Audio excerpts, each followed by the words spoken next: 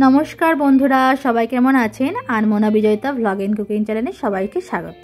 আজ বানাবো এঁচোড় চিংড়ি। তো এখানে আমি এঁচোড় আলুটাকে ভালোভাবে কেটে নিয়েছি, পেঁয়াজ টমেটোগুলোও কেটে নিয়েছি আর চিংড়ি মাছটাকে ভালোভাবে কেটে ধুয়ে পরিষ্কার করে রেখেছি।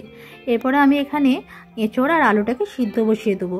তো সামান্য নুন আর হলুদ দেবো আর একটু অল্প তেল দেবো যাতে আঠাটা না লেগে যায়, সেই জন্য প্রেশার কুকারের মধ্যে দিয়ে ভালোভাবে এটাকে সেদ্ধ করে নেবো। এই 4-5টা সিটি দেবো, খুব বেশি সিদ্ধ করার দরকার নেই, মানে মোটামুটি 70% সিদ্ধ হয়ে যাবে এরকম করে নিলেই হবে। তারপর আমি এখানে চিংড়িটাকে ভালোভাবে নুন হলুদ মাখিয়ে ভেজে নেবো বেশ লাল লাল করে। তো আপনারা চাইলে চিংড়িটাকে খোলাও বাদ দিতে পারেন, আমি এখানে এভাবেই দিয়েছি যাতে স্বাদটা ভালো আসে আর কি। তো চিংড়িটা আমার এখানে ভাজা হয়ে গেছে বেশ লাল লাল করে। এবার কড়াই আমি আর একটু তেল দিয়ে বেশি করে আমি সিদ্ধ করে রাখা এঁচোড় আর আলুটাকেও ভেজে নেবো। ওই তেলের মধ্যে আর একটু বেশি তেল দিয়ে দিয়েছিলাম, আপনারা চাইলে আর একটু বেশি তেল দিতে পারেন। আমার জানি না রান্নার মধ্যে তেলটা আমি কমই ব্যবহার করি, প্রতিদিন তো সব মানে নিত্য রান্নাতে তো বেশি তেল খাওয়া উচিত নয়, ঠিক না, তাই আমি একটু কম তেল দিয়ে রান্নাটা করি। তো আপনারা চাইলে এটা আর একটু বেশি তেল দিয়েও দিতে পারেন। তো আমি এখানে আবার একটু তেল নিয়ে নিয়েছি, সেখানে শুকনো লঙ্কা তেজপাতা ফোড়নটা দিয়ে পেঁয়াজ দিয়ে দিয়েছি। পেঁয়াজটাকে আমি এখানে ভালোভাবে ভেজে নেবো।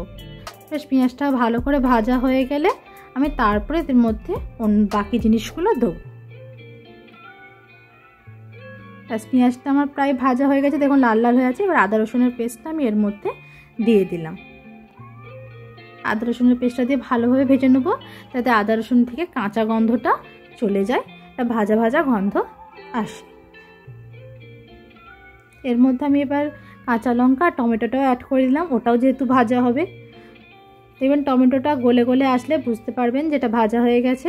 তো এর মধ্যে আমি একে একে নুন, হলুদ গুঁড়ো, লঙ্কা গুঁড়ো, তারপরে কাশ্মীরি লঙ্কা গুঁড়ো একটু রঙের জন্য, একটু জিরে গুঁড়ো, ধনে গুঁড়ো সব কিছু 1 চামচ করে দিয়েছি।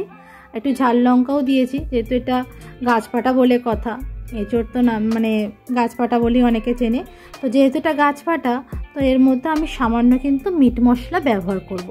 দিয়ে এগুলো সব দিয়ে একটু অল্প জল দিয়ে দেবো, কারণ জলটা না দিলে মশলাটা পুড়ে যাবে। দিয়ে মশলাটা ভালোভাবে আমি এখানে কষিয়ে নেবো। আর স্বাদটা যেহেতু ঠিকঠাক আসে তার জন্য 1/2 চামচ আমি এখানে চিনি দিয়েছি আর দিয়েছি কিছুটা ধনেপাতা। তো যেটা দিয়ে ভালোভাবে মশলাটাকে আমি এখন কষিয়ে নেব। আপনারা চাইলে এইভাবে বাড়িতে বানিয়ে দেখবেন, জিনিসটা খুবই সুন্দর হয়, খুবই মানে খুব কম প্রসেস, বেশি কিছু না, সামান্য জিনিস দিয়ে ঘরের সমস্ত জিনিস দিয়ে এটা আমি বানিয়েছি। তো আমার মশলাটা এখানে কষে গেছে, আমি এখানে ভেজে রাখা এঁচোড় আর আলুটা দিয়ে এটা ভালোভাবে মিশিয়ে নেবো, এর মধ্যে মিক্স করে নেবো। তো এর সাথে একটু ভালো করে আগে কষিয়ে নেবো, তারপরে আমি কিন্তু এতে জল দেবো, প্রথমেই জল দিয়ে দিচ্ছি না। তো চিংড়িগুলোও দিয়ে দিলাম, ভালোভাবে মিক্স করে নিয়ে এর মধ্যে আমি জল দিয়ে দিলাম।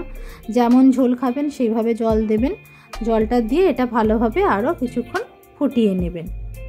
ব্যাস ফুটিয়ে নিলেই আমাদের এঁচোড় চিংড়ি রেডি। উপর থেকে নামানোর আগে দিয়ে দিলাম কিছুটা ঘি আর গরম মশলার গুঁড়ো।